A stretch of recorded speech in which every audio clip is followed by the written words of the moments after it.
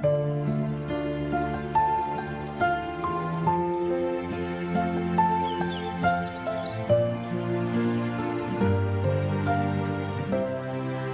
ឹកព្រលឹមលើភ្នំសំពៅ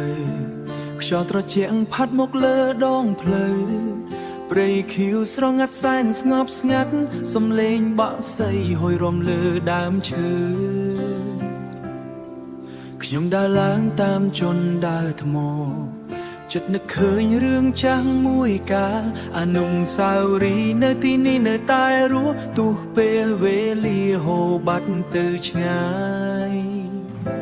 ភ្នំសំពៅអើយអ្នកនៅដដែលតែបេះដូងខ្ញុំវិញប្រែប្រួលទៅហើ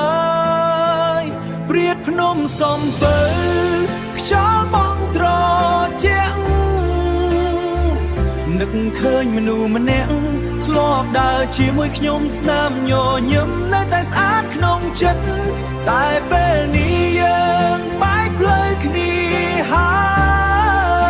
យព្រាតភ្នំសំពៅសំឡេងសូរស្ងប់ដូចស្នេហាខ្ញុំដែលមិនអាចត្រឡប់វិញទុំតែអនុស្សាវរីយ៍នៅលើខ្យល់ហូរតាមព្រៃភ្នំ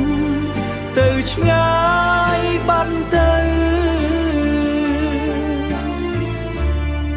ថ្ងៃលិចលើពូលភ្នំសំពៅពណ៌មាសចាំងលើថ្មចាំងចាំងខ្ញុំឈរមើលមេឃក្រហមភ្លឺ